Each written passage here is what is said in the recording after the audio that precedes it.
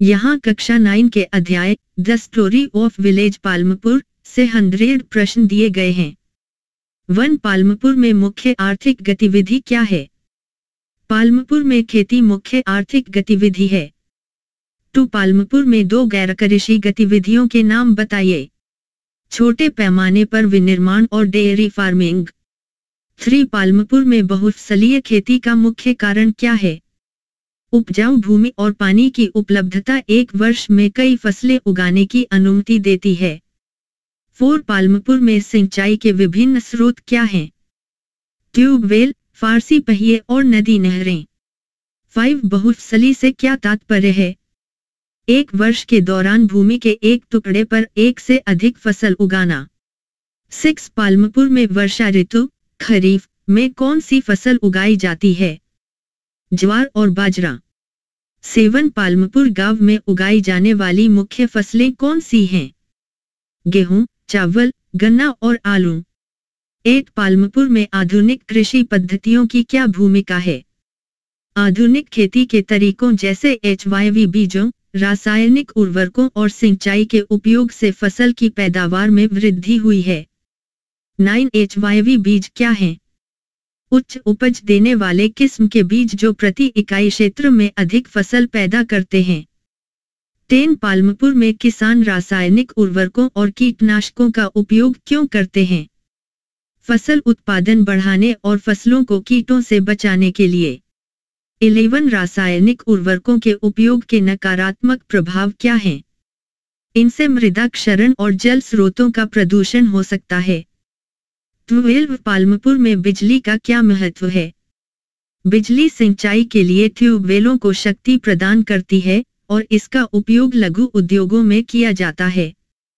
13. छोटे पैमाने की विनिर्माण इकाइयां पालमपुर की अर्थव्यवस्था में कैसे योगदान देती हैं? वे रोजगार प्रदान करते हैं और किसान परिवारों की आय में पूरक होते हैं।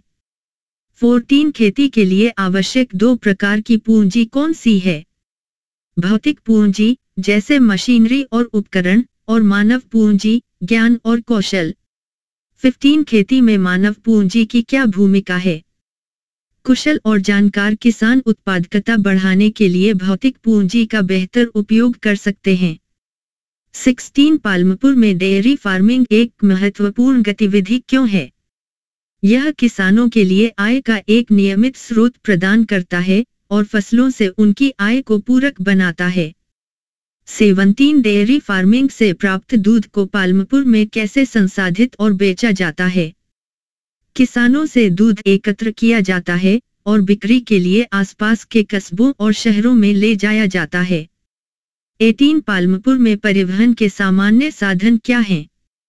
बैलगाड़ियां, मोटरसाइकिलें और ट्रक। 19. परिवहन सुविधाएं पालमपुर की अर्थव्यवस्था को कैसे प्रभावित करती हैं? अच्छी परिवहन सुविधाएं किसानों को अपनी उपज नजदीकी बाजारों में बेचने और विभिन्न सेवाओं तक पहुंचने में सक्षम बनाती हैं। 20. पालमपुर में छोटे किसानों की मुख्य समस्या क्या है? आधुनिक कृषि तकनीकों में निवेश के लिए पर्याप्त भूमि और संसाधनों का अभाव। 21. पालमपुर में भूमि जोत का औसत आकार क्या है? अधिकांश परिवारों के पास 2 हेक्टेयर से कम जमीन है। 22. पालमपुर में भूमिहीन मजदूर अपना जीवन यापन कैसे करते हैं? बड़े जमींदारों के खेतों पर काम करके और गैरकृषि गतिविधियों के माध्यम से। 23. अधिशेष उत्पादन से क्या तात्पर्य है? ऐसा उत्पादन जो किसान के परिवार की तात्कालिक उपभोग आवश्यकताओं से अधिक हो और जिसे बाजार में बेचा जा सके। 24. अतिरिक्त उत्पादन से किसानों को क्या लाभ हैं?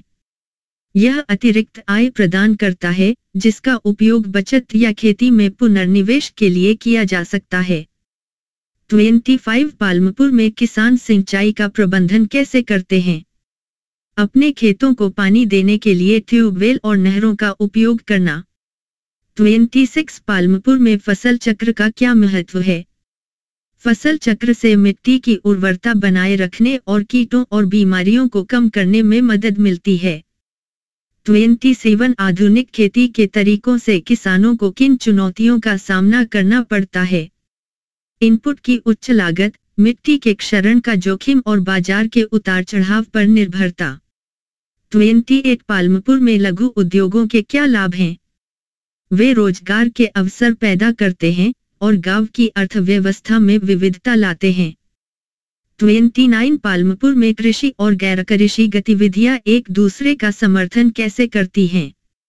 गैर कृषि गतिविधियां पूरक आय और रोजगार प्रदान करती हैं, जो कृषि उत्पादकता में सुधार करने में मदद करती हैं। 30 पालमपुर में शिक्षा का क्या महत्व है?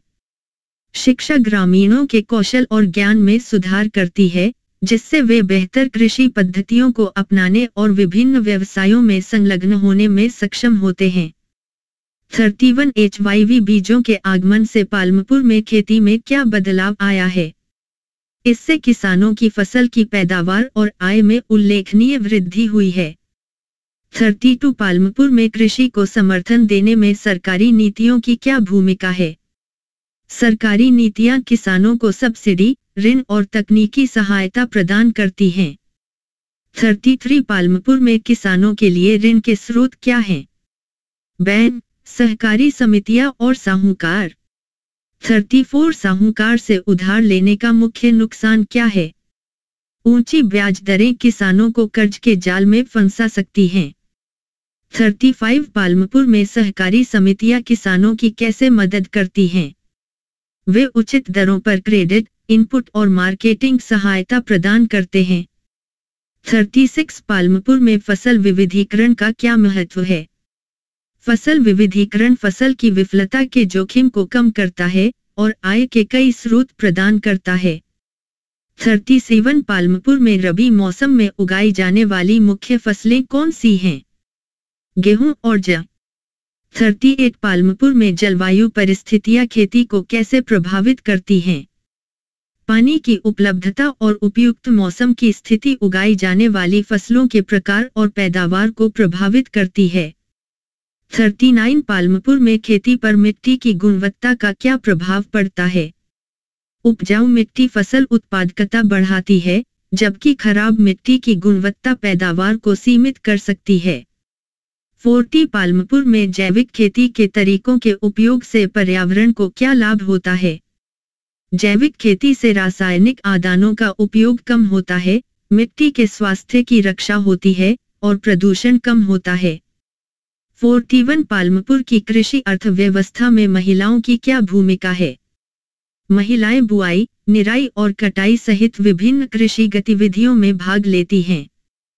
42 पालमपुर में लघु उद्योगों के सामने मुख्य चुनौतियां क्या हैं? पूंजी, बाजार और प्रौद्योगिकी तक सीमित पहुंच। 43 पालमपुर गांव के लिए सड़क संपर्क का क्या महत्व है? अच्छी सड़क कनेक्टिविटी माल के परिवहन और बाजारों और सेवाओं तक पहुंच की सुविधा प्रदान करती है। 44 पालमपुर में पाले जाने वाले मुख्य पशुधन कौन से हैं? गाय, भैंस और बकरी।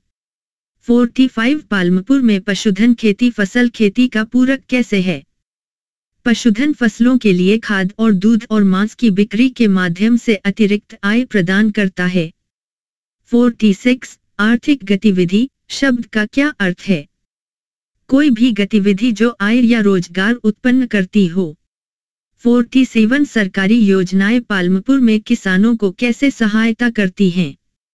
सरकारी योजनाएं कृषि पद्धतियों को बेहतर बनाने के लिए वित्तीय सहायता, सब्सिडी और तकनीकी सहायता प्रदान करती हैं। 48 पालमपुर में भूमि सुधार का क्या महत्व है? भूमि सुधारों का उद्देश्य भूमि का अधिक न्याय संगत पुनर्वितरण करना और कृषि उत्पादकता में सुधार करना है। 49 पालमपुर में जनसंख्या दबाव का भूमि पर क्या प्रभाव पड़ता है? उच्च जनसंख्या दबाव के कारण भूमि जोत का विखंडन होता है और संसाधनों का अत्यधिक उपयोग होता है। 50 पालमपुर में पानी की उपलब्धता खेती को कैसे प्रभावित करती है? सिंचाई और सफल फसल उत्पादन के लिए पर्याप्त जल आपूर्ति महत्वपूर्ण है। 51 पालमपुर में पानी के मुख्य स्रोत क्या हैं? भूजल, ट्यूबवेल और सतही जल, नहरें और नदियां। 52 पालमपुर में किसान पानी की कमी से कैसे निपटते हैं? कुशल सिंचाई विधियों और जल संरक्षण तकनीकों का उपयोग करके। 53 पालमपुर की ग्रामीण अर्थव्यवस्था में कृषि की क्या भूमिका है? अधिकांश परिवारों के लिए कृषि आजीविका और आय का प्राथमिक स्रोत है। 54 खेती में जैविक खाद के उपयोग के क्या फायदे हैं? जैविक खाद से मिट्टी की उर्वरता बढ़ती है और रासायनिक उर्वरकों पर निर्भरता कम होती है। 55 पालमपुर में आधुनिक कृषि तकनीकों का रोजगार पर क्या प्रभाव है? आधुनिक कृषि तकनीकें श्रम की आवश्यकता को कम कर सकती हैं, जिससे भूमिहीन श्रमिकों के लिए रोजगार की चुनौतियां पैदा हो सकती हैं। 56 पालमपुर में किसान कृषि विस्तार सेवाओं से कैसे लाभान्वित होते हैं? विस्तार सेवाएं उन्नत कृषि पद्धतियों और प्रौद्योगिकियों पर प्रशिक्षण और जानकारी